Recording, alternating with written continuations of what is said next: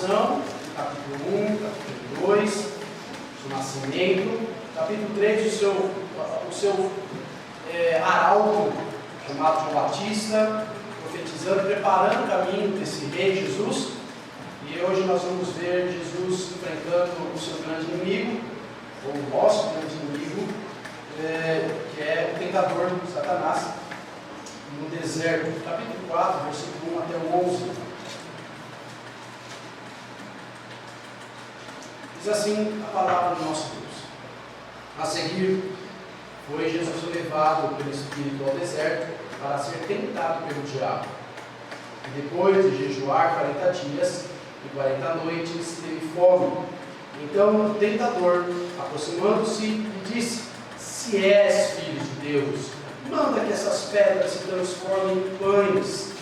Jesus, porém, respondeu: está escrito, não só de pão viverá o homem, mas de toda palavra que procede da boca de Deus. Então o diabo levou a cidade santa, colocou-o sobre o pináculo do templo, e lhe disse: se és o filho de Deus, atira-te abaixo, porque está escrito, aos seus anjos ordenará a teu respeito, que te guardem, e eles te sustentarão nas suas mãos, mas para não tropeçares em alguma pedra. Respondeu-lhe Jesus: também está escrito, não tentarás o Senhor teu Deus. Levou ainda o diabo a um monte muito alto, mostrou-lhe todos os reinos do mundo e a glória deles. Ele disse: tudo isto te darei se prostrado me adorares. Então Jesus lhe ordenou: retira-te, Satanás, porque está escrito, ao Senhor teu Deus adorarás, e só a eles darás culto. Com isso deixou o diabo, e eis que vieram anjos e o serviram. Amém. Senhor, nós te louvamos, te bendizemos e te exaltamos, porque nós somos dependentes de ti, tanto no nosso dia a dia, quanto para compreender a tua palavra nesse momento. E nós queremos que o Senhor nos instrua, que o Senhor nos edifique, que o Senhor nos faça compreender a lição desse texto para as nossas vidas. Que possamos sair daqui mais fortalecidos pela tua palavra, mais preparados para enfrentar as tentações do dia a dia. E que possamos nos fortalecer para a honra e glória do teu santo nome, para vivermos uma vida santa diante de ti. Te rogamos, Senhor, para o teu servo também, que o Senhor use para a honra e glória do teu santo nome, e aquilo que o Senhor já colocou no coração dele, que ele possa transmitir a tua palavra com fidelidade. Te rogamos, Senhor, te pedimos para que o Senhor abra os nossos corações, tenha misericórdia de nós e nos ilumine nesse momento, para que possamos ser cheios da tua palavra. Nós te rogamos e pedimos em nome de Jesus.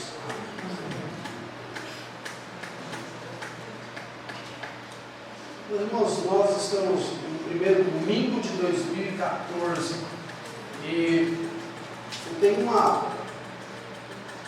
má notícia para vocês. Uma previsão sem chance de errar. Em 2014, vocês serão tentados todos os dias da sua vida. Todos os dias. Nós temos que estar preparados para isso. E é exatamente isso que o texto vai nos dizer. Meus irmãos, Satanás, o diabo, o tentador, como o próprio texto chama ele está sempre ao nosso redor, esperando o momento certo para nos derrubar, esperando o momento certo para nós cairmos na sua tentação e desviarmos dos seus caminhos. E é por isso que esse texto é tão importante, principalmente num período como esse, início de ano, nós somos tentados o tempo inteiro, mas no início de ano a gente precisa colocar algumas coisas em ordem. E eu gosto desse início de ano não porque é algo místico, não porque virou o ano, pronto, vida nova, não é nada disso. Principalmente para aqueles que leram o boletim da semana passada vão lembrar disso. Eu não creio em nada místico nessa virada de ano, mas eu creio que é um momento de reflexão. E eu gosto da ideia dos puritanos do passado, principalmente aquele que fundou a Igreja Luterana no Brasil, o Simon. Ele herdou isso de fazer uma reflexão do que foi feito no ano anterior e ver se nós cedemos a muitas tentações ou se nós resistimos a essas tentações. E essa deve ser a nossa meditação diária. Mas no final de ano, no mês de ano, a gente poderia pensar: o que foi o ano passado? Será que foi bom? Será que eu falhei em muitas áreas? Será que eu resisti em muitas áreas? Como será então esse próximo ano? E esse próximo ano, nós temos algumas dicas aqui do texto de como resistir às tentações que nós vamos enfrentar. Pode ter certeza que vocês vão enfrentar. Pode ter certeza que todos os dias da sua vida vocês vão enfrentar. Não é à toa que Paulo vai dizer assim: examinai a vós mesmos se estáis de fato na fé. Se é que não estão reprovados, né? Mas se não estão reprovados, vejam e verifiquem, examinem-se a si mesmos para ver se vocês estão de fato na fé. A tentação não é um privilégio só nosso. Jesus também sentiu essa tentação. Jesus também foi tentado e era necessário que fosse assim, por vários motivos. Um dos motivos, e que eu creio que serve para nós hoje, que eu gostaria de destacar hoje, entre os vários deles, era para que ele fosse um mediador perfeito, para que ele fosse realmente aquele homem que poderia ser o nosso sumo sacerdote, como diz Hebreus. Ele foi tentado em todas as coisas, resistiu a todas as tentações, e por isso ele pode ser o nosso sumo sacerdote. Por isso que nós não precisamos de um outro sumo sacerdote, porque ele sabe o que é ser tentado, ele sabe o que é sofrer, ele sabe o que é sentir fome, ele sabe o que é sentir sede, ele sabe o que é que nós passamos todos os nossos dias. Não é um sumo sacerdote imparcial, um sumo sacerdote que não tenha ligação conosco, como era no Antigo Testamento. No Antigo Testamento chegava a pessoa, o sumo sacerdote, ou o próprio sacerdote, e dizia: olha, eu estou passando por isso, estou entregando a minha oferta, estou entregando o meu animal aqui para ser sacrificado, porque eu preciso da ajuda do Senhor. E o sacerdote olhava para ele e diz: olha, eu não te conheço, eu não sei quem você é, eu não sei exatamente o que você está passando, eu nunca passei o que você está passando, mas eu vou entregar a si mesmo a sua oferta. E fazia a sua intercessão. Mas Jesus Cristo é diferente. E é por isso que Jesus Cristo é um sumo sacerdote perfeito. E ele pode fazer essa ligação. Um segundo motivo também é porque Jesus Cristo precisava cumprir toda a lei, toda a Escritura. E é isso que Mateus vai mostrar em todo o Evangelho. E é por isso que as várias citações do Antigo Testamento, Jesus Cristo precisava cumprir a lei. Jesus Cristo precisava cumprir as Escrituras. Jesus Cristo não podia fugir de nenhuma das profecias. E aqui em Mateus, capítulo 4, ele vai mostrar mais uma vez que Jesus Cristo cumpriu as Escrituras e ele obedeceu tudo que Deus havia ordenado para ele. Mas algumas coisas interessantes aqui do texto. E Satanás, ele é chamado de o tentador, ele vai agir de três formas, ele vai ter três tentativas para fazer Jesus cair, e é por isso que ele é chamado de tentador. Ao mesmo tempo, nós precisamos entender que tentação vem sempre da intenção. A tentação sempre vem da intenção de nos fazer cair. É por isso que Deus nunca nos tenta, Deus sempre nos prova, embora a mesma prova de Deus pode servir como tentação também. Quando Deus manda uma prova, por exemplo, como Deus fez com Jó, Deus mandou uma prova para Jó, mas ao mesmo tempo na intenção de Satanás era de tentar fazer Jó cair. Satanás queria ver Jó blasfemando contra Deus. Deus já queria provar, mostrar para Jó que era possível ele passar por aquilo e ainda assim não blasfemar contra Deus. Aqui, Jesus Cristo é levado pelo Espírito Santo. Olha só o versículo 4, capítulo 4, versículo 1. A seguir, Jesus foi levado pelo Espírito ao deserto para ser tentado pelo diabo. De uma certa forma, é a prova que Deus dá para Jesus, e por outro lado, o Satanás, com a intenção de tentar Jesus. Versículo 2 vai falar que Jesus jejuou por 40 dias e 40 noites. E aqui já nós começamos a compreender algumas coisas. Esses 40 dias e 40 noites era proposital. Jesus precisava fazer um paralelo, o Mateus faz questão de enfatizar isso, fazendo um paralelo com aquilo que aconteceu lá com o povo de Israel no deserto. Jesus foi para o deserto passar 40 dias e 40 noites, assim como o povo de Israel foi e também permaneceu no deserto durante 40, só que não 40 dias, mas 40 anos. E depois de 40 anos, vem uma mensagem de Moisés lá em Deuteronômio dizendo: olha, vocês estão entrando na terra prometida. E lá vocês vão receber várias tentações de todos os lados. E vocês precisam estar atentos, vocês precisam estar alertas.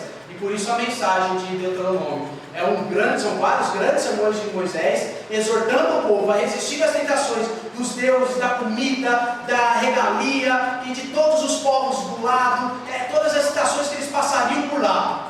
Deuteronômio faz essa mensagem, traz essa mensagem, e é por isso que nós temos aí na liturgia, nós lemos o livro de Deuteronômio, capítulo 6 e capítulo 8. Porque eles passariam por tentações, depois de 40 anos no deserto, para ser provados por Deus, agora eles vão ser tentados por questões lá na terra de Canaã. E por isso Jesus, ele também vai ao deserto, passar 40 dias, mas agora para ser tentado por Satanás. A primeira tentativa tem tudo a ver com a vontade de quem nós fazemos. Qual é a vontade mais importante? Qual é a vontade que nós cedemos? A nossa própria vontade ou a vontade de Deus? Olha só qual é a tentação de Satanás. Olha, versículo 3 vai dizer assim: então o tentador, aproximando-se, e disse: se és filho de Deus, manda que essas pedras se transformem em pães. E aqui é o que muitas vezes dá um nó. Qual é o problema de comer pão? Qual seria o problema de Jesus transformar pedras em pão? Nenhum problema.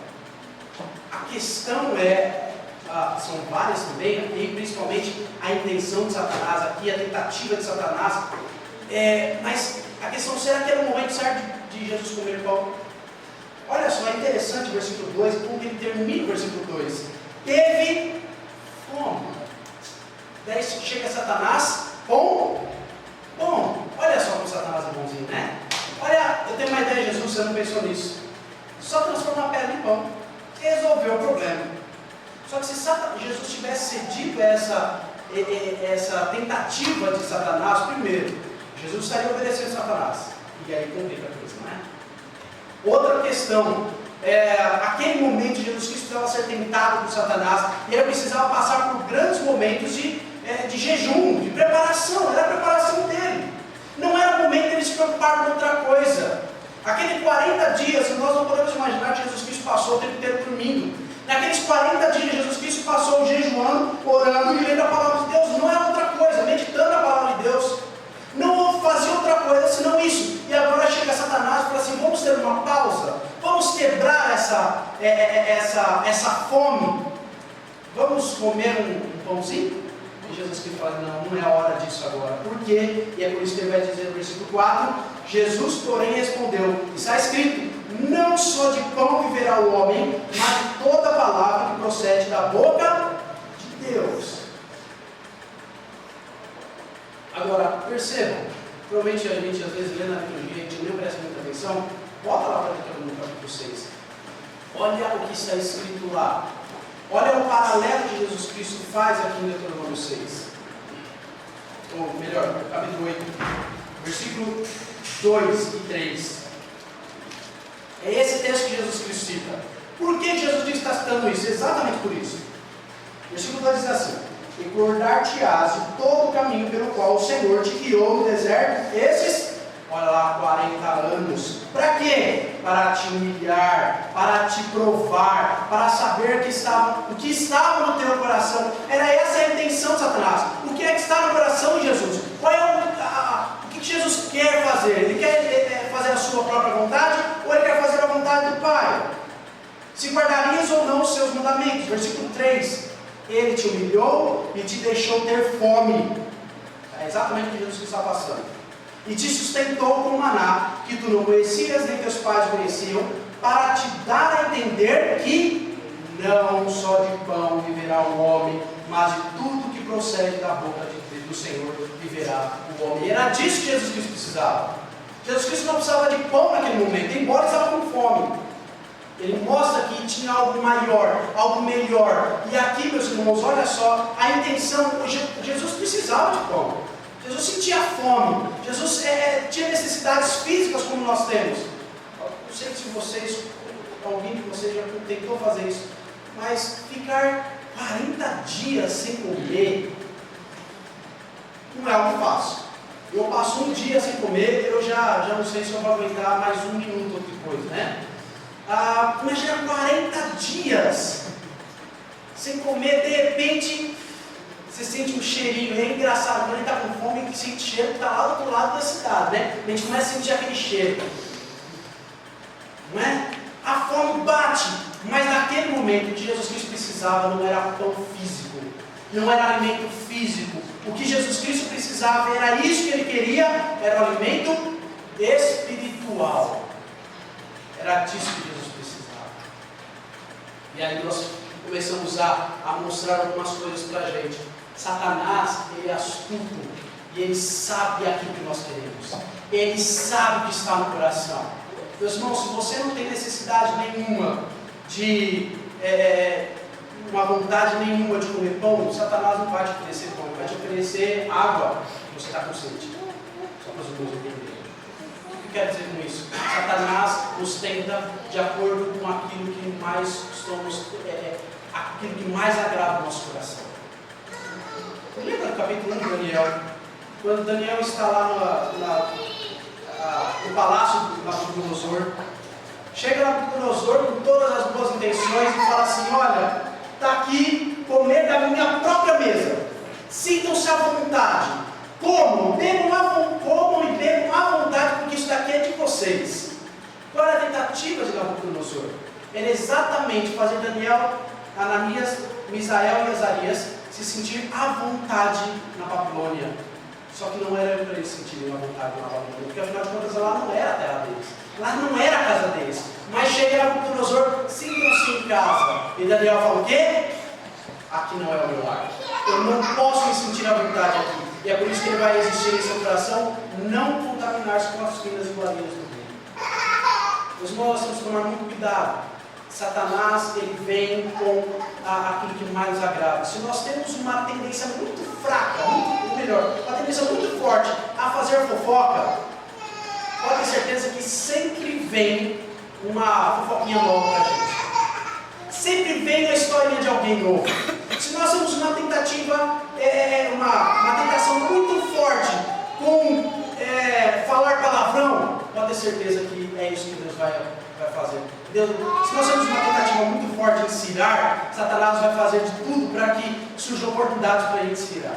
Satanás é esperto, é astuto. E a questão é, quem que nós queremos agradar? É o nosso próprio coração ou é a vontade de Deus? Quem que nós queremos agradar? Eu acho interessante esse texto porque Satanás aqui tenta com Jesus com comida. E na primeira tentação do mundo, lá com Adão, que Satanás ofereceu também foi comida, só que uma grande diferença. Primeiro, Adão podia olhar para o lado e ele tinha comida para todos os lados, ele podia comer, ele não estava com fome, ele estava de barriga cheia. E aqui, Jesus está no deserto, não tem mais nada para comer e ele está de barriga vazia. Adão cede a tentação rapidinho, Jesus ele resiste à tentação de Satanás. Para mostrar também um paralelo, e é por isso que Paulo vai dizer que aqui onde Adão falhou, Jesus Cristo foi vitorioso. Adão não resistiu às tentações, mas Jesus Cristo ele veio e resistiu e nos dá força também para resistir às nossas próprias tentações. Essa foi a primeira tentativa. Agora, presta atenção também em uma outra questão aqui. Satanás é sutil, ele não simplesmente ataca a fome de Jesus. Satanás tenta colocar uma ponta de interrogação na cabeça de Jesus. Versículo 3 vai dizer assim: então disse o tentador, aproximando-se, e disse: se és filho de Deus. Ele está com prova a divindade de Deus. A prova da divindade de Deus. Você é filho de Deus mesmo? Tem certeza? Prova. Transforma essas pedras em pães. Por que disso? Capítulo 3, versículo 17 vai dizer assim: eis uma voz dos céus que dizia: este é o meu filho amado, em quem me compraz. Agora chega Satanás: isso é verdade? Fala a verdade. Não, eu duvido. Prova, mostra. E se Jesus tivesse sentido essa tentação, ele estaria obedecendo Satanás, né? Satanás é sutil. É interessante que nas outras tentações ele vai fazer a mesma coisa. Se és filho de Deus, e lá na cruz Satanás usa outros personagens dizendo: se tu és de fato filho de Deus, desce da cruz. Olha só como Satanás, o tempo inteiro, todo o ministério, querendo colocar em prova o chamado e a divindade de Jesus Cristo,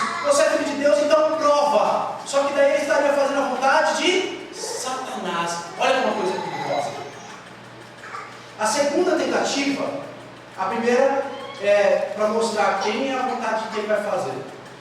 Será que nós vamos ceder a nossa vontade, a vontade de Satanás, ou vamos fazer e buscar a vontade de Deus? A segunda tentativa é para uma prova, para ver quem é o Senhor de fato. Olha só, no versículo 5.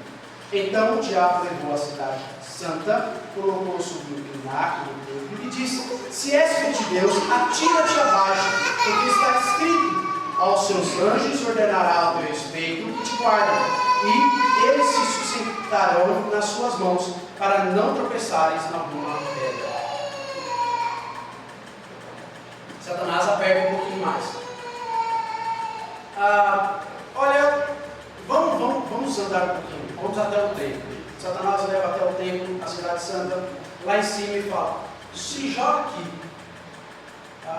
Afinal de contas, está na Bíblia, não é? Se você se jogar, é só te dar ordem que os anjos vão te pegar, não vai? Para não acontecer nada com você, nem está na Bíblia, não se joga. Satanás é esperto porque ele está usando a Bíblia, e algumas pessoas, nós vamos tomar muito cuidado com isso. Algumas pessoas têm a falsa impressão que todo mundo que abre a Bíblia e começa a falar, começa a citar texto bíblico, está usando a Bíblia corretamente. Não é verdade. Muita gente usa a própria palavra de Deus para falar daquilo que não é a vontade de Deus. Prova está aqui Satanás, usando o próprio texto. O texto que ele usa é o Salmo 91.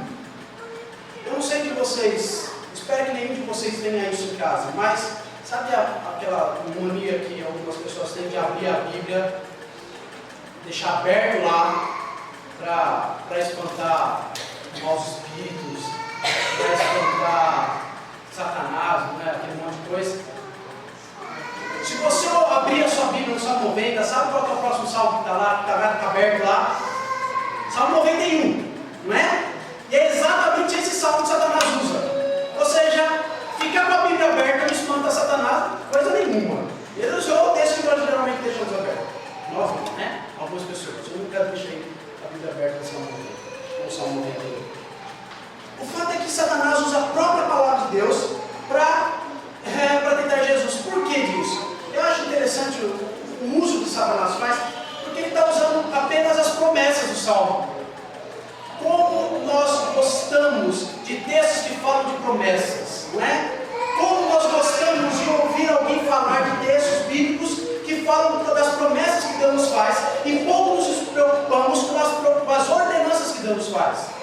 E é por isso que Jesus Cristo vai rebater com um outro texto. É verdade, na Bíblia está escrito isso, só que nós não podemos usar a Bíblia isoladamente, com textos isolados. Nós precisamos ler outros textos também. O que a Bíblia fala sobre isso? E daí ele vai usar um outro texto dizendo, versículo 7, respondeu Jesus, também está escrito: não tentarás o Senhor teu Deus. Sabe o que ele está querendo colocar em prova aqui para Jesus? Olha, Deus não é bom, Deus não te prometeu que vai te guardar, Deus não prometeu que vai te proteger. Então, vamos ver se é verdade. Você não é filho de Deus, você não é o Todo-Poderoso, então vamos ver se é verdade, se joga. Vamos ver se Deus vai te proteger mesmo. Vamos ver se você de fato é filho de Deus. É claro que muitas vezes nós fazemos isso. Nós gostamos de colocar o Senhor à prova. Nós queremos exigir coisas de Deus que Deus nunca prometeu. Nós queremos exigir Deus que Ele seja o nosso empregadinho pessoal. Nós gostamos de inverter os valores. Olha, eu sou filho de Deus, então Deus tem a obrigação de fazer isso. Olha, eu sou filho de Deus, então Deus vai fazer isso, porque afinal de contas Ele prometeu. Só que esquecemos que além das promessas que Deus faz, Deus também coloca textos de obrigações. A Bíblia está cheia de obrigações nossas. Nós queremos as promessas, nós queremos que Deus seja nosso empregado pessoal, e invertemos o valor, nós tornamos o Senhor e Deus o nosso servo. E aí está o problema, e é exatamente isso que Satanás está querendo que Jesus Cristo faça. Vamos lá, coloque Deus à prova, coloque Deus exatamente como seu empregado. Afinal de contas, Jesus Cristo veio para ser obediente ao Pai. Não é isso que a Bíblia diz? Jesus Cristo veio para obedecer a Deus em tudo, até a morte de cruz. E Jesus Cristo fez de fato isso, Ele foi obediente. Era exatamente isso que Satanás queria. Agora, meus irmãos, nós temos que tomar muito cuidado. De fato, Deus é bom, só que nós temos que lembrar do outro lado também. Deus, de fato, é um Deus que Ele é Senhor e deve ser servido. Um dos livros, a Crônica de Nárnia, chamado Peregrino da Alvorada, tem uma passagem em que as crianças estão no meio de uma praia de areia bem branquinha, e lá longe eles começam a ver aquela areia branca começar a se mexer. De repente eles começam a perceber que não é a areia que está se mexendo, é um animal que se aproxima, é alguma coisa que está se aproximando. Quando chega perto, eles olham e veem um cordeiro. Quando ele olha aquele cordeiro bonito, com pele branca, com pelo branquinho, aquele cordeiro começa a se chacoalhar e começa a cair um monte de areia. E de repente eles começam a perceber que aquele cordeiro não era só um cordeiro, mas também era um leão. Por que isso? Porque às vezes nós olhamos Jesus Cristo simplesmente como um cordeiro bonzinho e esquecemos que Jesus é o leão de Judá. Que Jesus não é aquele servo, não é um servo para nós ficarmos pedindo, estalar o dedo e Jesus Cristo vir nos servir. Mas Jesus Cristo é o leão de Judá, Ele é de fato poderoso e Ele é o nosso Senhor, Ele é o Rei dos Reis, e Ele veio para reinar. Nós vamos lembrar que Jesus Cristo vai dizer assim: vocês me chamam de Senhor, mas vocês não fazem o que vos mando. Nós gostamos muito de pedir e pouco de fazer. Nós gostamos muito de receber as bênçãos, mas gostamos pouco de trabalhar com o Senhor. Nós gostamos pouco de obedecer as suas ordens. A terceira tentativa, versículo 8, diz assim: levou aí então Tiago a um monte muito alto, mostrou-lhe todos os reinos do mundo e a glória deles, e disse: tudo isso te darei, se prostrado me adorares. Qual é a tentação aqui? A tentação aqui é muito simples. Jesus Cristo veio para morrer, Jesus Cristo veio para suportar a morte de cruz e assim receber o reino das mãos do Pai. Todos os reinos são. Nós vamos lembrar também de alguns outros textos do Novo Testamento, principalmente quando fala da ascensão de Jesus, que fala que Deus deu toda a autoridade para Jesus sobre todas as nações. Até então, Jesus Cristo, de fato, veio para os seus, como diz João, mas os seus não receberam, e então Jesus Cristo vem, morre, e agora ele se torna Rei das Nações, como nós temos o cântico, né? O Rei das Nações. Satanás está querendo adiantar algumas coisas. Olha, você não veio para morrer, para receber todos os reinos na sua mão. Vamos fazer o seguinte: eu te dou tudo isso sem você passar pela cruz. Eu te dou todos os reinos na sua mão. Eu sei que Deus te prometeu isso. Eu sei que Deus, o Pai, te prometeu dar todas as nações às suas mãos. Eu sei disso. Mas para isso você vai precisar passar pela cruz, não é? Vamos fazer o seguinte: eu te dou tudo isso. Você só precisa se curvar diante de mim. Só isso. Só uma vezinha só. Mais nada. Versículo 10. Então Jesus lhe ordenou: retira-te, Satanás, porque está escrito: ao Senhor teu Deus adorarás, e só a Ele darás culto. Meus irmãos, como nós vimos na outra parte, nós gostamos muito das promessas, né? Gostamos muito de receber bênçãos, na verdade, mas não estamos dispostos a sofrer as consequências para isso. Se nós perguntássemos aqui hoje: você quer ir para o céu? Você quer receber o reino de Deus? Tem certeza que todos vocês vão dizer sim. Agora, se eu perguntasse aqui: você quer sofrer para receber isso? Agora, só uma página. No capítulo 5, versículo 3. Olha só as promessas que nós temos aqui.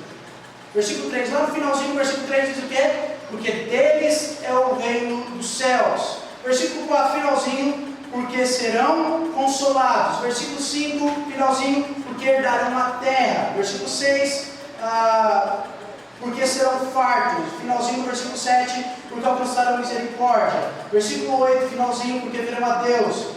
Versículo 9, finalzinho: porque serão chamados filhos de Deus. E versículo 10, finalzinho: porque deles é o reino dos céus. Quem de nós, qual de nós não gostaria de receber tudo isso? Reino dos céus, a herança da terra, consolo, fartura, misericórdia, ver a Deus, ser chamado filho de Deus e receber o reino do céu. Quem não gostaria disso?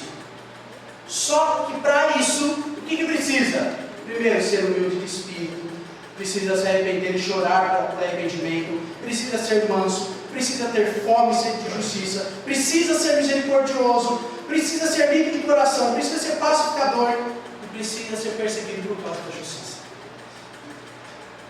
Você quer receber a glória prometida aos filhos de Deus? Você quer receber realmente o reino de Deus? Você precisa passar pela cruz.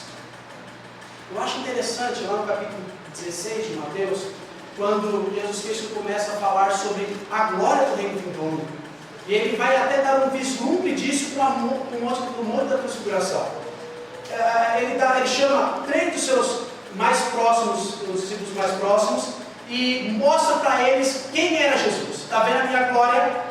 Essa é a minha glória, esse é o meu poder. E eles ouvem o próprio Deus falando: esse é o meu filho amado, novamente. Eles tiveram um vislumbre da glória. E daí Pedro, todo apressadinho, né? Fala assim: olha, vamos fazer 3 tendas e a gente vai ficar aqui pro resto da vida. Espera lá. Antes de você receber a glória, você precisa receber a cruz. E é por isso que Jesus Cristo vai dizer, naquele mesmo texto: aquele que quiser vir após mim, negue-se a si mesmo, tome a sua cruz. Para seguir a Cristo, para receber as bênçãos do reino vindouro, nós precisamos estar dispostos a seguir a cruz. Nós precisamos estar dispostos a negar as nossas próprias vontades, como foi a primeira tentação de Satanás. Olha, você não está com fome? Come. Satisfaça o desejo do seu coração. Satisfaça o desejo da sua própria natureza humana. Mas Jesus Cristo vai falar que nós precisamos negar a nós mesmos. Você quer receber de fato a glória? Você precisa estar disposto a receber a cruz. Satanás ele vai fazer outras tentativas. Como eu disse lá na cruz, ele vai falar: se és filho de Deus, desce da cruz, e daí você se livra da cruz. Com Pedro também, no mesmo capítulo 16 de Mateus, Pedro vai chegar para Jesus e dizer, usado por Satanás, ele não estava possesso, mas ele é usado por Satanás: Senhor, não fica falando essas coisas, você vai morrer, para com isso, nós gostamos de você, olha, todo mundo gosta do Senhor, para de falar de morte, para de falar de cruz, o Senhor não vai morrer. Uma tentativa de Satanás de fazer Jesus Cristo desistir da cruz. Mas Jesus Cristo sabia a sua missão, sabia que não existe glória sem cruz. Bem-aventurados os perseguidos por causa da justiça. Bem-aventurado aqueles que são, versículo 11 vai dizer: bem-aventurado quando sois por minha causa vos injuriares, vos perseguirem e mentindo disserem todo mal contra vós. Regozijai-vos e exultai, porque é grande o vosso galardão no céu. Versículo 11 termina com o diabo deixando Jesus Cristo e os anjos o servindo. Jesus Cristo passou pela prova. Jesus Cristo passou pelas tentações e pelas tentações de Satanás, pelas tentações do diabo. Agora, meus irmãos, percebam 2 coisas. Primeiro, a primeira coisa que Satanás faz, duas tentativas, 2 maneiras de Satanás trabalhar. A primeira delas é colocar dúvida na nossa cabeça. Satanás faz isso o tempo inteiro. És filho de Deus? Tem certeza que você é filho de Deus? Você tem certeza que você precisa passar pela cruz? Você tem certeza disso? Você tem certeza daquilo? Satanás gosta de colocar dúvidas em nossas mentes. Essa é uma maneira de Satanás trabalhar com a gente. Ele começa a colocar dúvidas: será que de fato Deus nos ama? Será que de fato Deus está conosco? Será que de fato nós precisamos confiar em Deus? Será que de fato as promessas que estão lá são verdadeiras? Será que de fato Jesus Cristo vai voltar e a gente precisa estar atento o tempo inteiro? Será que de fato nós precisamos obedecer toda a palavra de Deus? Satanás ele gosta de colocar dúvida nos nossos corações. Uma outra coisa que nós reparamos é que Satanás é insistente. Ele tentou 3 vezes aqui e ele não para por aqui. Em vários momentos da vida de Jesus, Satanás está lá, insistindo, até quando Jesus está lá na cruz, Satanás está lá: desce da cruz, para com isso, não falou que é filho de Deus, agora desce. O tempo inteiro. Meus irmãos, não imaginem que Satanás vai descansar. Satanás não descansa enquanto não nos ver cair. É por isso que na oração de Jesus ele vai dizer assim, vai nos ensinar: e não nos deixe cair em tentação, mas livra-nos do mal. Sabe o que é o mal lá? Não é mal coisa ruim, não é mal com U, é mal com L. é o maligno. Inclusive a palavra lá é exatamente essa, o maligno. Nos livra do maligno. Não nos deixe cair na tentação do maligno, mas nos livre dele. Porque nós somos tentados dia após dia. Satanás é insistente. Se você resistir em um aqui, ele vai aparecer com outra e até você cair. Se nós não estivermos atentos, alertas, preparados para essa grande armadilha de Satanás, nós vamos cair na hora. Agora, a grande dúvida que está aí até no boletim, né? Como resistir às tentações, como realmente sair aprovado por essas tentações. Jesus nos dá a dica. A como vencer as tentações. Se nós vamos passar por todas elas, se nós vamos passar por tentações todo esse ano, como que a gente vai resistir então? Primeira coisa, Jesus Cristo passou 40 dias em jejum, e nós temos aqui a certeza de que eles não estavam só fazendo jejum para emagrecer, não estavam fazendo jejum para fazer exame médico, não era nada disso. Ele fazia jejum porque aquele momento não era a hora dele comer. Aquele momento era a hora de conversar com Deus. Então, nós temos a certeza que naquele momento ele estava orando. Meus irmãos, você quer resistir às tentações? Tenha uma vida de oração. Quem não ora, não é forte nos momentos das tentações. Quem não ora, não vai ser forte quando Satanás vier com as tentações. E é por isso que, de novo, nada místico, mas a primeira semana do ano, o que nós fazemos? Semana mundial de oração. Nós fazemos uma semana inteira aqui para orar. Por quê? Pedindo a bênção para Deus, para que nesse ano nós possamos nos aproximar cada vez mais dele. É claro que, infelizmente, nós não aproveitamos esses momentos. Nós preferimos ficar em casa assistindo televisão. Nós preferimos ficar em casa descansando, sentado no sofá, ou fazendo qualquer outra coisa, passear, mas menos vir à casa de Deus para orar. É verdade. E daí a gente reclama quando as tentações vêm e a gente cai nas tentações, né? A gente gosta de reclamar. Mas na hora de orar, nós não oramos. Eu acho interessante aquele texto de Marcos, de Mateus, quando Jesus Cristo chega para Pedro e diz: Pedro, você vai me negar ainda nessa noite. E Pedro vai fazer como você negar. De nada. Naquela mesma noite, Jesus Cristo chama os seus discípulos para orar. Presta atenção. Jesus chama os discípulos para fazer oração com ele. Chama os 3 discípulos, Pedro, Tiago e João, vem um pouquinho mais para frente, ora, pede para que eles estejam orando, e Jesus Cristo se afasta um pouco, começa a orar. Ele volta, o que os discípulos estão fazendo? Dormindo. Eles pararam de orar. Jesus acorda pacientemente, vamos, agora não é hora de comer, agora não é hora de beber, agora não é hora de dormir, agora não é hora de fazer nada, agora é hora de orar. O espírito está pronto, mas a carne é fraca. Ele está se referindo exatamente à fraqueza humana. Ele sabia que a tentação viria logo em seguida. E eles precisam estar fortes. Então, ore. Ele se afasta. Ele volta. O que os discípulos estão fazendo? Dormindo. Pela terceira vez, o que os discípulos estão fazendo? Dormindo. O que acontece logo em seguida? A primeira coisa: Pedro se descontrola e corta a orelha de Mal. Já mostra que se ele tivesse orado, ele seria um pouquinho mais paciente, né? Se ele tivesse orado, ele teria resistido à tentação de querer cortar eu duvido que ele estava mirando na orelha. Eu tenho certeza que ele estava mirando o pescoço, para cortar a cabeça mesmo de Mal. Mas logo em seguida, o que acontece? Todos os discípulos fogem. Passa um momento mais adiante, Pedro nega Jesus por 3 vezes. Tudo isso por quê? Porque não oraram. No momento que era para eles orarem, para se preparar para as tentações que viriam, para se preparar para resistir todas as provações que viriam a seguir, eles não oraram. A segunda coisa que nós vemos aqui na reação de Jesus é que Jesus Cristo resiste a tentações porque ele meditou na palavra de Deus. Todos os textos que nós vemos na liturgia são os textos que Jesus Cristo usou. Deuteronômio 6 e 8. Foram só esses 2 textos que Jesus usou.